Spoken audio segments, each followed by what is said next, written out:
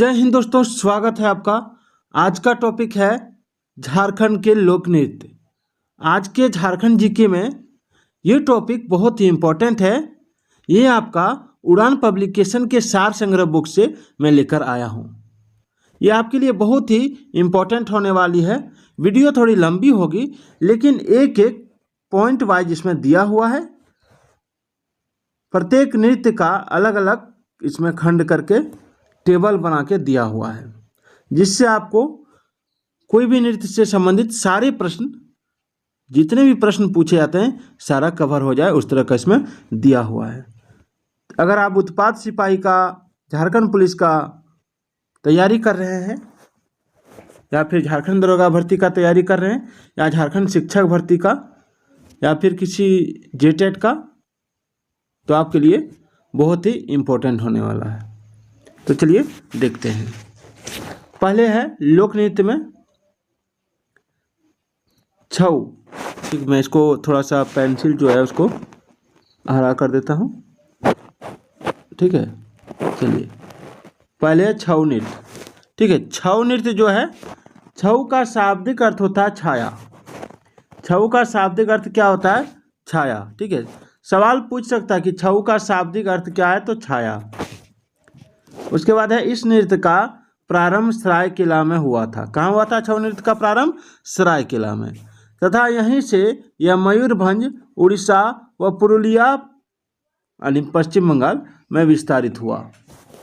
ठीक है, उसके बाद देखिए, उसके बाद कह रहा कि अपनी विशिष्ट शैली के कारण छऊ नृत्य को राष्ट्रीय एवं अंतर्राष्ट्रीय स्तर पर विशेष ख्याति प्राप्त है।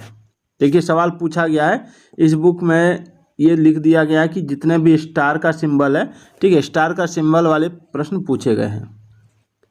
सवाल इस तरह पूछा गया है कि निम्नलिखित में से, ठीक है, किस नृत्य को राष्ट्रीय एवं अंतर्राष्ट्रीय स्तर पर विशेष ख्याति प्राप्त है, तो वहां पर ये ऑप्शन में छऊ नृत्य दिया होगा। ठीक है, आगे है यह पुरुष प्रधान नृत्य है। ठीक है, इस नृत्य में पुरुष नृत्य करते हैं, पुरुष डांस करते हैं। इसका विदेश में सर्वप्रथम प्रदर्शन 1938 में सुधेंद्र नारायण सिंह द्वारा किया गया। ठीक है, 1938 में छऊ डांस का जो छऊ नृत्य है, इसका प्रदर्शन किया गया सुधेंद्र नारायण सिंह द्वारा। ठीक है, इस नृत्य का प्रदर्शन 1941 ईस्वी में महात्मा गांधी के समक्ष भी किया गया था। यह झारखंड का सबसे प्रसिद्ध लोक नृत्य है। छऊ जो है झारखंड का सबसे प्रसिद्ध लोक नृत्य है, याद रखिएगा। ठीक है,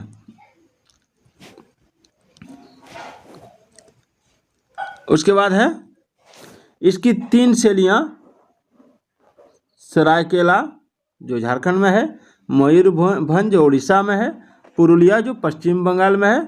ठीक है, इसकी 3 शैलियां प्रसिद्ध हैं।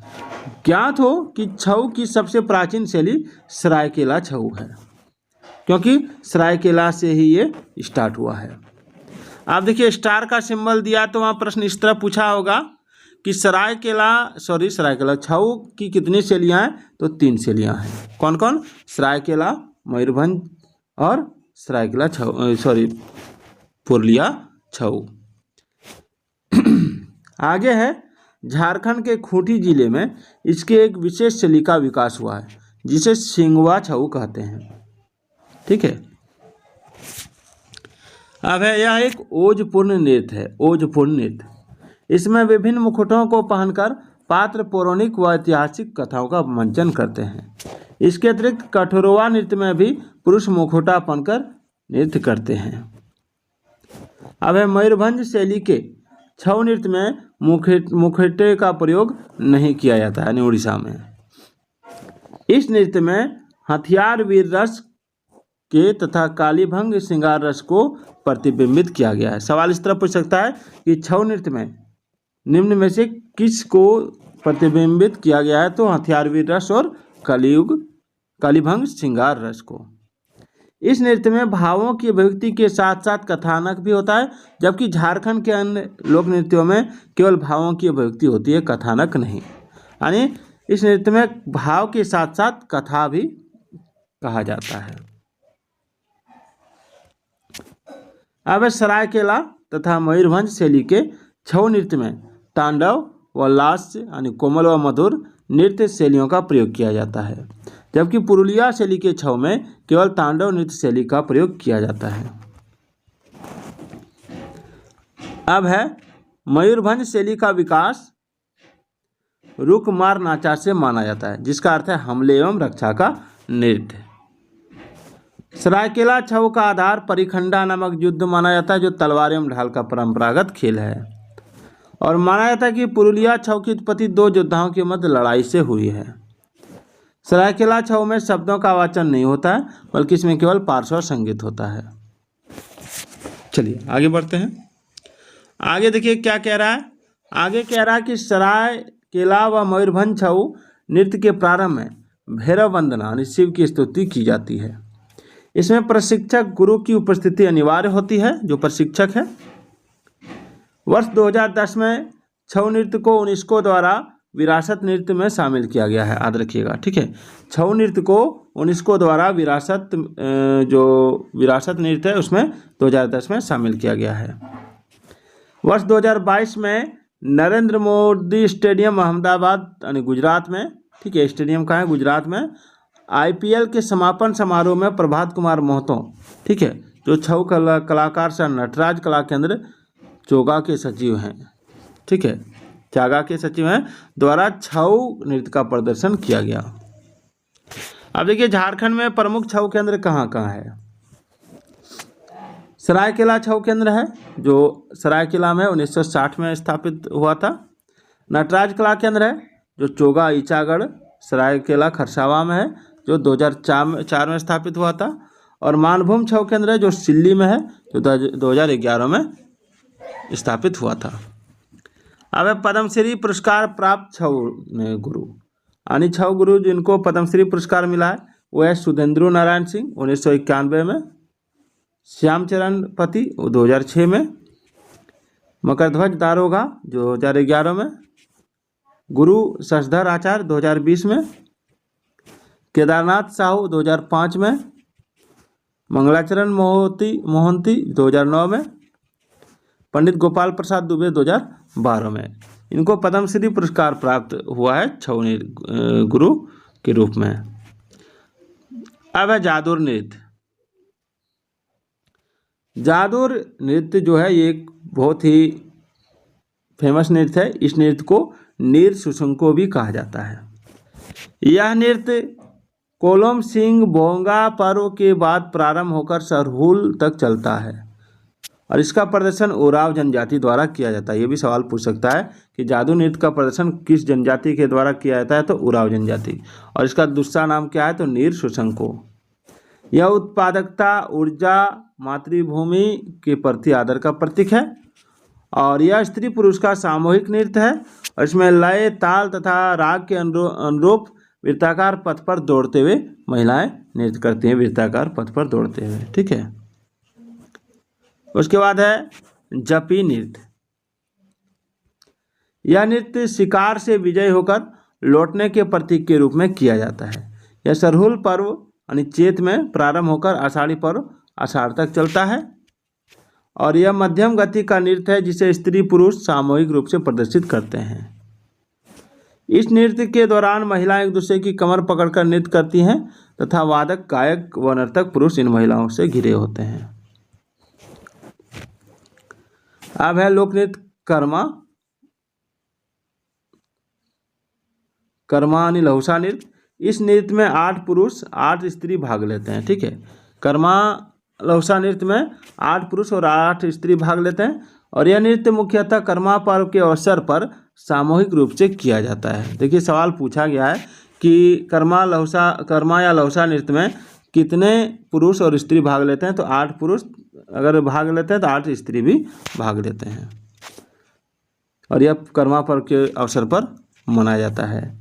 इस नृत्य में पुरुष व स्त्रियां गोलार्ध बनाकर आमने सामने खड़े होते हैं तथा एक दूसरे के आगे पीछे चलते हुए नृत्य करते हैं। यह नृत्य झुककर किया जाता है, याद रखिएगा। इस नृत्य के दौरान लहुसा गीत गाया जाता है। इस नृत्य के दो प्रकार खेमटा और भिनुसारी हैं। पूछेगा कि कर्मा या लौसा नृत्य के कितने प्रकार थे? 2 प्रकार, खेमटा और भेनुसारी। अब है बुरु नृत्य। बुरु नृत्य जो है यह जदूर तथा कर्मा नृत्य का मिश्रण है, दोनों इसमें मिला हुआ है। ठीक है, यह नृत्य मागे तथा गेना की भांति की जाती है। आगे है पाइका नृत्य, बहुत ही इंपॉर्टेंट है। पाइका नृत्य जो है, पाइका का अर्थ होता है पैदल सैनिक। यह एक योजपूर्ण नृत्य है। ठीक है, और इसमें नर्तक सैनिक वेश धारण करके नृत्य करते हैं और नर्तकों को एक हाथ में तलवार और दूसरे हाथ में शील्ड को संभालना होता है। शील्ड यानी ढाल होता है, याद रखिएगा। इसमें नर्तक रंग बिरंगी झिलमिलाती कलगी लगी या मोर पंख लगी पगड़ी यानी टोपी बांधते हैं, याद रखिएगा। देखिए सवाल पूछा गया, स्टार का सिंबल यानी सवाल पूछा गया है। ठीक है, सवाल इसमें पूछा गया है, तो याद रखिएगा कि इसमें ये जो पाइका नृत्य है इसमें रंग बिरंगी झिलमिलाती कलगी लगी या मोर पंख लगी पगड़ी टोपी बांधते हैं, याद रखिएगा। ठीक है, इस नृत्य में पगड़ी पर कलगी अनिवार्य होता है। यह उत्तेजक, ओजस्वी, मनोरंजक व वीरतापरक गीत रहित नृत्य है, याद रखिएगा। और यह नृत्य पद के साथ मार्शल आर्ट तकनीक यानी मार्शलीय नृत्य या युद्ध नृत्य का भी संयोजन है। यह केवल पुरुष सदस्यों द्वारा किया जाता है और इस नृत्य में 5, 7 या 9 के जोड़े होते हैं। यह एक युद्ध नृत्य है तथा यह आदिवासी व साधारण दोनों में प्रचलित है और यह नृत्य मुंडा जनजाति में सर्वाधिक प्रचलित है। सवाल ये पूछ सकता है कि यह जो पाइका नृत्य किस जनजाति में सर्वाधिक प्रचलित है? तो मुंडा जनजाति में। आगे है कि डॉक्टर रामदयाल मुंडा के नेतृत्व में इस नृत्य का मंचन 1987 ईस्वी में भारत महोत्सव यानी रूस में किया गया था। ठीक है, जो रूस में अत्यंत लोकप्रिय हुआ था। इस नृत्य से जुड़े अन्य प्रमुख व्यक्ति शिवशंकर महतो, रामप्रसाद माहली तथा अशोक कच्छप हैं। उसके बाद अगला है जतरा नृत्य। जतरा नृत्य क्या होता है कि इसे कुअडिंग नृत्य भी कहा जाता है। ठीक है, क्या कहा जाता है? कुअडिंग नृत्य, जो उराव जनजाति द्वारा किया जाता है। अब पूछेगा कि जतरा नृत्य किस जनजाति के द्वारा किया जाता है, ऐसे क्या कहा जाता है? तो कुअडिंग नृत्य कहा जाता है और यह उराव जनजाति द्वारा किया जाता है।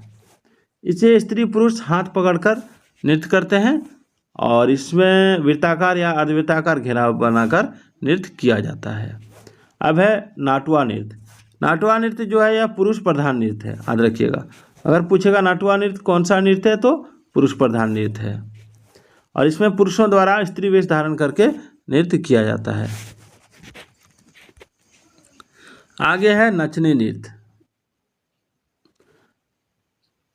ठीक है, नचनी नृत्य जो है यह पेशेवर नृत्य है। इसमें स्त्री और पुरुष कार्तिक पूर्णिमा के दिन विशेष रूप से यह नृत्य करते हैं और इस नृत्य में स्त्री नचनी व पुरुष रसिक के रूप में होते हैं। कली नृत्य, यह पुरुष प्रधान नृत्य है। कली जो है, कली नृत्य पुरुष प्रधान नृत्य है और परंतु केंद्रक में नर्तकी यानी कली रहती है। ठीक है, इसमें भाग लेने वाले नर्तकी श्रृंगार किए रहती है तथा सर पर मुकुट पहनती है। इसमें भाग लेने वाली नर्तकी, जिसको कली कहते हैं, फूल खिलने की सुंदरता को प्रतिबिंबित करती है।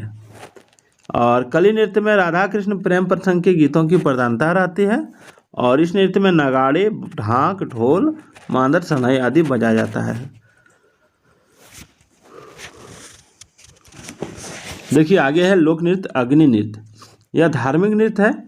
इस नृत्य के द्वारा शिल की पूजा की जाती है। सवाल पूछ सकता है इस तरह कि किस निम्नलिखित में से किस नृत्य के द्वारा शिल की पूजा की जाती है? तो अग्नि नृत्य के द्वारा। यह नृत्य मंडा या विपु पूजा के अवसर पर किया जाता है।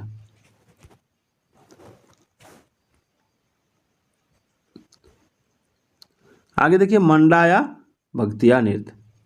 मंडा नृत्य या भक्तिया नृत्य जो होता है यह पुरुष द्वारा किया जाने वाला नृत्य है और इस नृत्य में बच्चे से बूढ़े तक शामिल होते हैं और इस नृत्य के दौरान महिलाएं माथे पर लोटा में जल लेकर भक्तिया नर्तकों के ऊपर आम्रफलों से मार्जन करती हैं और इस नृत्य के दौरान गीत नहीं गाए जाते बल्कि केवल ढाक, नगाड़ा, शहनाई आदि वाद्ययंत्रों का वादन होता है। यह सात्विक भाव के साथ किया जाने वाला कलात्मक नृत्य है और यह भगवान शिव या महादेव पूजा का नृत्य है। अब है माठा नृत्य। यह सोहराय पर्व के समय किया जाने वाला पुरुष प्रधान नृत्य है। इसकी विशेषता है यह, ठीक है, यह इसमें उरांव जनजाति में पुरुषों के साथ साथ महिला भी इस नृत्य में भाग लेती हैं और इस नृत्य में आदिवासी व साधारण दोनों में प्रचलित है ये नृत्य। उसके बाद देखिए है झूमर नृत्य। यह नृत्य मुख्यतः फसल की कटाई के अवसर पर किया जाता है और यह स्त्री प्रधान नृत्य है। यानी इसमें क्वेश्चन इस तरह पूछ सकता है कि निम्नलिखित में से कौन सा स्त्री प्रधान नृत्य है, तो झूमर नृत्य। या फिर इस तरह पूछ सकता है कि झूमर नृत्य निम्नलिखित में से झूमर नृत्य प्रधान है किसके लिए, तो स्त्री प्रधान नृत्य है।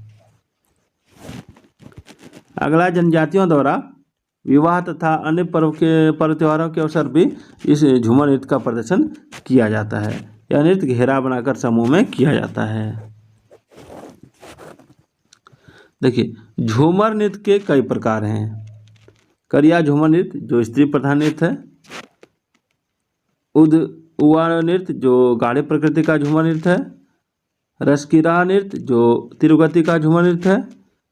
पहिल सांझा नृत्य जो रात के प्रथम पहर में किए जाने वाला धीमे और मध्यम गति का झूमर नृत्य है। अदरतिया नृत्य आधी रात के समय तीव्र गति से किया जाने वाला रस से परिपूर्ण झूमर नृत्य है।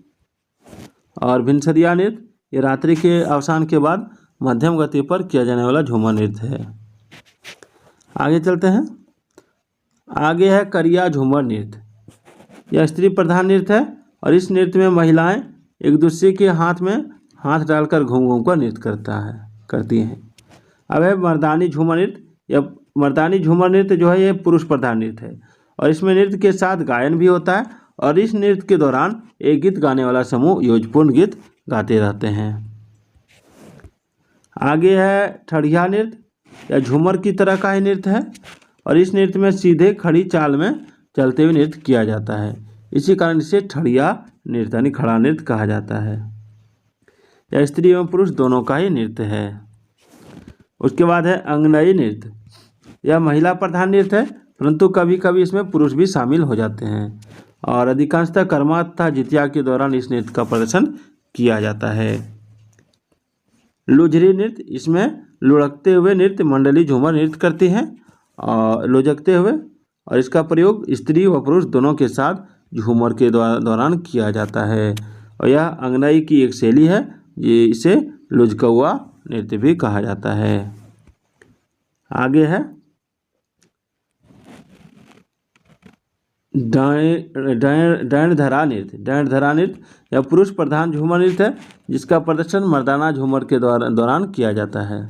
यह इस नृत्य में नर्तक एक दूसरे की कमर पकड़कर जुड़ जाते हैं तथा कतारबद्ध होकर हाथ पैर व शरीर से विभिन्न प्रकार के लोच, लय, ताल व राग के अनुरूप नृत्य करते हैं। आगे है कठोरवा नृत्य। यह पुरुष प्रधान नृत्य है और इसमें पुरुष मुखौटा पहनकर नृत्य करते हैं। उसके बाद है मुंडारी नृत्य। यह नृत्य मुंडा जनजाति में प्रचलित है और इसमें रंग बिरंगी पोशाक पहनकर नृत्य किया जाता है और इस नृत्य के प्रमुख प्रकार जदूर, और जदूर, नीर जदूर, चिटीद, जपी, गैना, छौ, बरू, जाली आदि हैं। उसके बाद है गेना नृत्य। इस नृत्य में महिलाएं एक दूसरे की कमर पर हाथ रखकर कतार में जुड़कर नृत्य करती हैं और यह विजय के उत्साह का प्रतीक नृत्य है। झापी नृत्य जो है यह स्त्री पुरुष का सामूहिक नृत्य है और इस नृत्य के दौरान नर्तक, वादक तथा गायक पुरुष व स्त्रियों से घिरे रहते हैं और इस नृत्य के दौरान पुरुष गायकों के गीतों की अंतिम कड़ी को महिलाएं गाती हैं और यह शिकार से विजयी होकर लौटने का प्रतीक गीत नृत्य है। उसके बाद है चिटिद नृत्य। यह महिला प्रधान नृत्य है। लहसना, जुड़े हाथों की मुद्रा तथा कदमों की विशिष्टता इस नृत्य की विशेषता है और इस नृत्य का प्रदर्शन करम व जरगा के अखड़ा में होता है। इस नृत्य के दौरान गायन भी किया जाता है और यह नृत्य उपासना का नृत्य है। आगे है गोंग नृत्य। यह नृत्य हो जनजाति में प्रचलित है। गोंग नृत्य हो जनजाति में प्रचलित है। मागे या माघे नृत्य, ये नृत्य जो है यह नृत्य हो जनजाति में प्रचलित है और यह एक सामूहिक नृत्य है जिसमें महिला व पुरुष दोनों भाग लेते हैं। यह नृत्य माघ पूर्णिमा को किया जाता है और इसमें नृत्य करने वालों के बीच गाने व बजाने वाले घिरे होते हैं।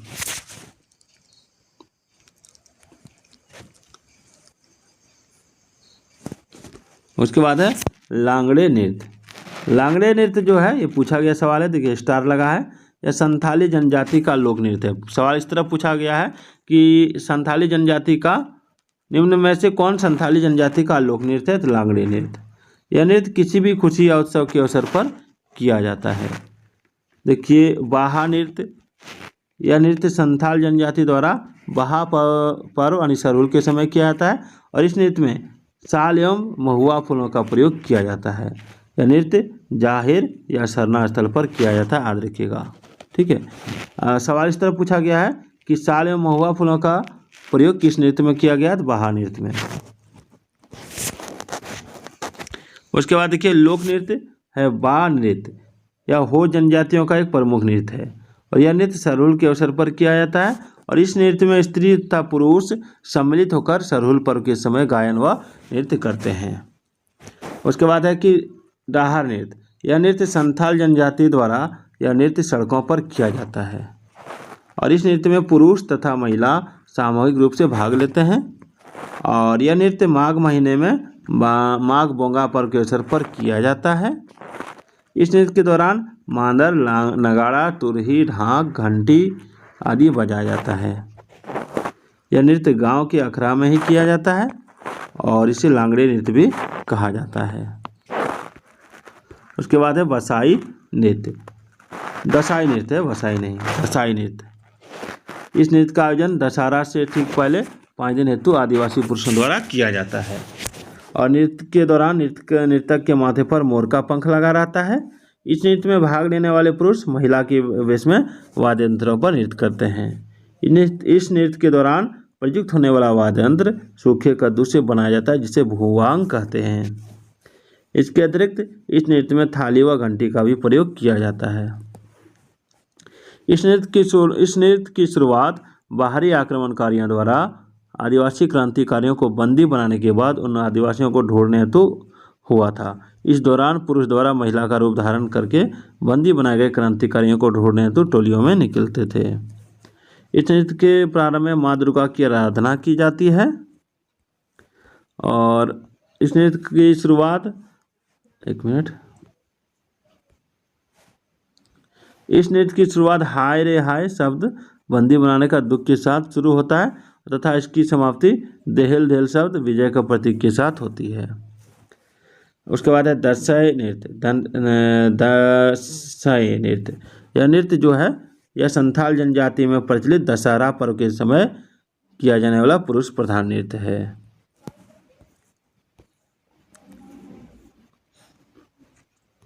उसके बाद है हेरो नृत्य।